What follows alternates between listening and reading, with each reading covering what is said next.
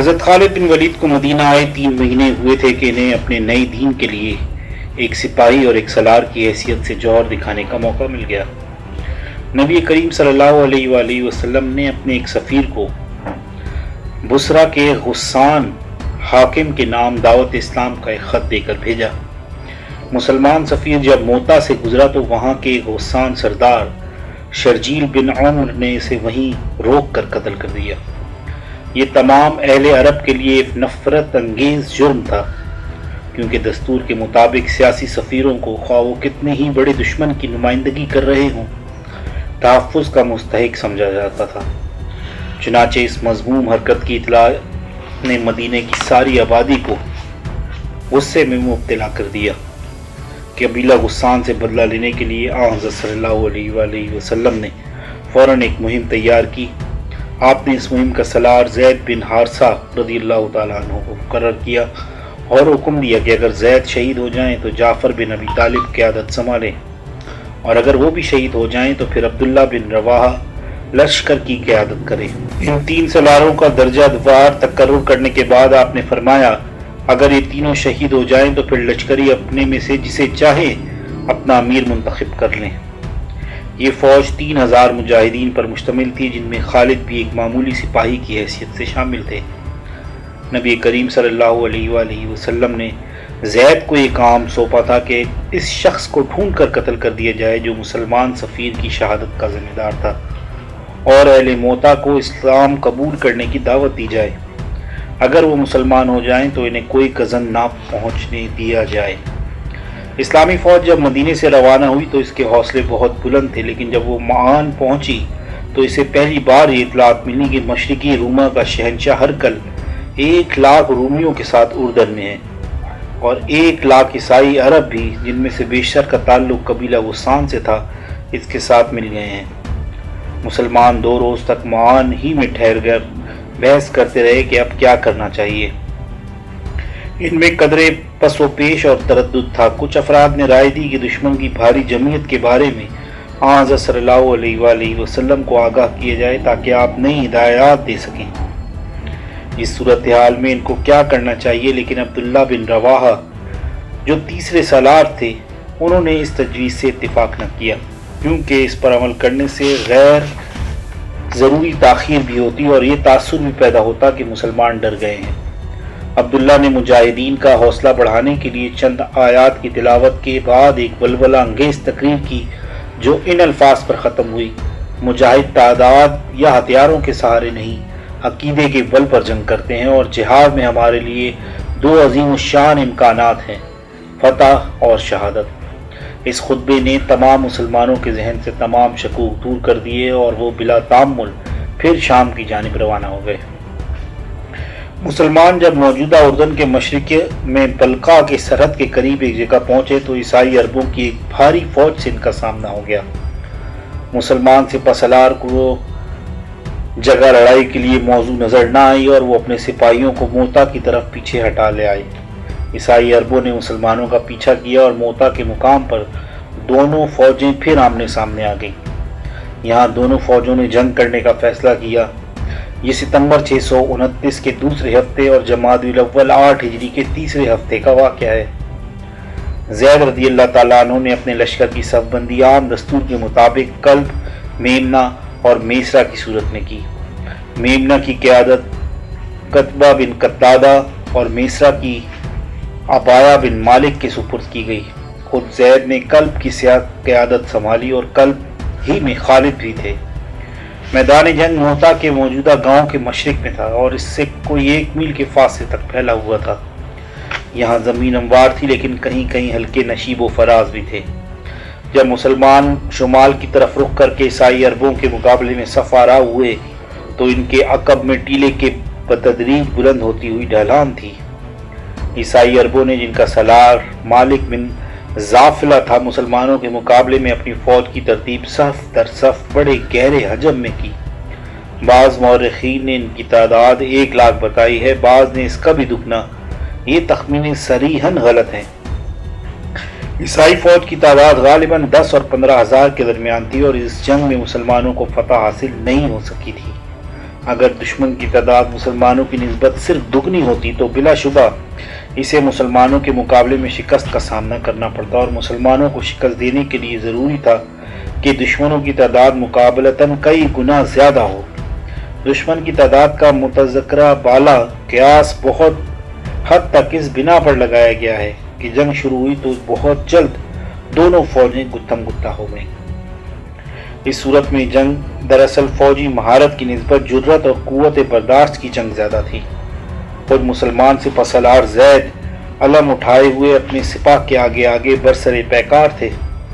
تھوڑی ہی دیر بعد وہ شہید ہو گئے۔ جب جھنڈا ان کے ہاتھ سے گرا تو ان کے قائم مقام جعفر نے اٹھا لیا، اور جعفر نے بھی اپنے لشکر سے آگے بڑھ کر جنگ جاری رکھی، حتیٰ کہ 20 زخم خانے کے بعد وہ بھی شہید ہو گئے اور جھنڈا دوبارہ گر گیا۔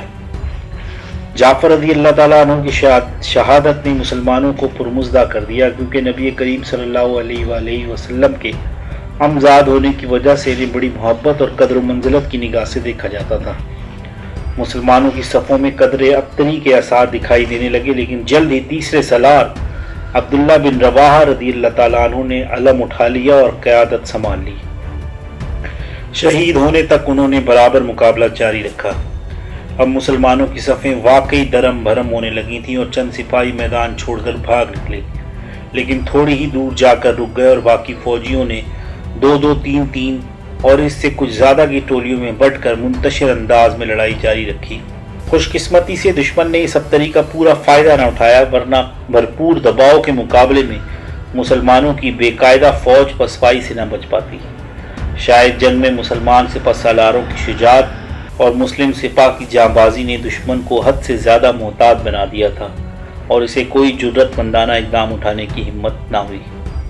جب عبداللہ شہید ہو گئے تو جھنڈا ثابت بن ارقم نے اٹھا لیا اور بلند آواز میں کہا، مسلمانوں، اپنے میں سے کسی شخص کو بلا اتفاق رائے سالار منتخب کر لو۔ اتنے میں ثابت کی نگاہ خالد پر پڑی جو ان کے ساتھ ہی کھڑے تھے، اور انہوں نے جھنڈا ان کی طرف بڑھا دیا۔ خالد کو اس بات کا احساس تھا کہ ایک نو مسلم کی حیثیت سے انہیں مسلمانوں کے درمیان کوئی بلند مقام حاصل نہیں، اور ثابت بن ارقم کو اسلام قبول کیے بہت عرصہ ہو چکا ہے۔ اس حقیقت کو ملحوظ رکھنا ضروری تھا، چنانچہ انہوں نے ثابت کی پیشکش قبول کرنے سے انکار کرتے ہوئے کہا، مجھ سے زیادہ آپ مستحق ہیں۔ نہیں، ثابت نے جواب دیا، نہ میں نہ تمہارے سوا کوئی اور۔ یہ تجویز مسلمانوں کے لیے بہت بامواقع آئی، کیونکہ وہ خالد کی جرأت اور فوجی قابلیت سے بخوبی واقف تھے۔ سبھی نے ان کے تقرر پر اتفاق کیا اور خالد نے علم اٹھا کر فوج کی قیادت سنبھال لی۔ اب حالات اتنے بگڑ چکے تھے کہ وہ مزید بآسانی خراب ہو کر تیزی سے مکمل شکست کی صورت اختیار کر سکتے تھے۔ خالد سے پہلے کے سپہ سالاروں نے لڑنے میں شجاعت زیادہ اور موقع شناسی نسبتاً کم دکھائی تھی۔ خالد نے اپنے چھوٹے سے لشکر میں دوبارہ نظم و ضبط پیدا کیا اور اسے ایک کارگر جنگجو طاقت کا روپ دیا، اور ان کے سامنے 3 امکانات تھے۔ ایک ممکن عمل تو یہ تھا کہ مسلمان سپاہ کو جنگ سے نکال کر تباہی سے بچا لیا جائے، لیکن اس کو شکست سے تعبیر کیا جا سکتا تھا اور پھر ان پر الزام پڑتا کہ وہ مجاہدین کی رسوائی کا باعث بنے۔ دوسرا یہ تھا کہ مدافعت میں لڑتے رہے، مگر اس صورت میں دشمن کی کثیر تعداد کا بالآخر اثر ہوتا اور نتیجے میں شکست ہی کا منہ دیکھنا پڑتا۔ تیسرا یہ تھا کہ دشمن پر حملہ کر کے اس میں ابتری پیدا کی جائے اور اس طرح مزید مہلت حاصل کر کے اس میں موقع کو جانچا جائے اور اس کے مطابق کارروائی کا بہتر سے بہتر منصوبہ بنایا جائے۔ یہ آخری امکان خالد کی فطرت سے ہم آہنگ تھا اور وہ اسی پر عمل پیرا ہوئے۔ مسلمانوں نے جان کی بازی لگا کر دشمن کے پورے محاذ پر سخت حملہ کر دیا۔ خالد کی قیادت میں وہ ان کے پیچھے ایک موج کی مانند امنڈ کر بڑھے۔ خالد کی مثال نے ان کے دلوں میں نئی روح پھونک دی۔ پھر مسلم میمنہ کے سالار قطبہ نے آگے جھپٹ کر نبرد آزمائی میں عیسائی سپہ سالار مالک کو قتل کر دیا۔ اس کا نتیجہ یہ ہوا کہ دشمنوں کے حوصلوں کو دھچکا لگا، جس سے ان میں کچھ انتشار بھی پیدا ہوا۔ اب عیسائی عربوں نے لڑتے لڑتے پیچھے ہٹنا شروع کیا کہ دوبارہ منظم ہونے کی مہلت مل جائے۔ اس وقت خالد کے ہاتھ میں 10ویں تلوار تھی، کیونکہ 9 وہ خونخوار جنگ میں توڑ چکے تھے۔ جب عیسائی عرب پیچھے ہٹنے لگے تو خالد نے مسلمانوں کو روک کر لڑائی تھامی اور اپنے لشکر کو بھی تھوڑی دور پیچھے ہٹا لیا۔ اب دونوں فوجیں تیروں کی زد سے باہر آمنے سامنے کھڑی تھیں اور دونوں چاہتی تھیں کہ انہیں سستانے اور دوبارہ منظم ہونے کی فرصت مل جائے۔ جنگ کا یہ دور مسلمانوں کے حق میں ختم ہوا تھا اور ان کے اب تک صرف 12 آدمی شہید ہوئے تھے۔ غنیم کے جانی نقصان کے بارے میں تاریخ خاموش ہے، لیکن یقیناً اس کے بہت سے سپاہی مارے گئے ہوں گے، کیونکہ خالد کے تینوں بیشتر سپہ سالار دلیر، مور، ماہر جنگجو تھے اور خود خالد کی تلوار 9 بار ٹوٹی، لیکن صورتحال مزید کامیابی کی گنجائش کی متقاضی نہیں تھی۔ خالد نے ایک شرمناک اور خونریز شکست کا رخ موڑ کر مسلمانوں کو رسوائی اور تباہی سے بچا لیا۔ اس سے زیادہ کرنا ممکن نہ تھا۔ اس رات وہ اپنی فوج کو موتا کی حدود سے نکال کر واپس مدینہ کی جانب چل دیے۔ مہم کی واپسی کی خبر پہلے ہی مدینہ پہنچ چکی تھی، چنانچہ نبی کریم صلی اللہ علیہ وآلہ وسلم اور وہ مسلمان جو مدینے میں رہ گئے تھے واپس آنے والے مجاہدین کے استقبال کے لیے روانہ ہوئے۔ مسلمان بہت غصے میں تھے، کیونکہ جنگ احد کے بعد یہ پہلا موقع تھا کہ ایک اسلامی لشکر مقابلے سے ہٹ کر میدان جنگ دشمن کے قبضے میں چھوڑ کر واپس آ رہا تھا۔ جب لشکر منتظر مسلمانوں کے پاس پہنچا تو وہ سپاہیوں کے چہرے پر خاک جھونکنے لگے۔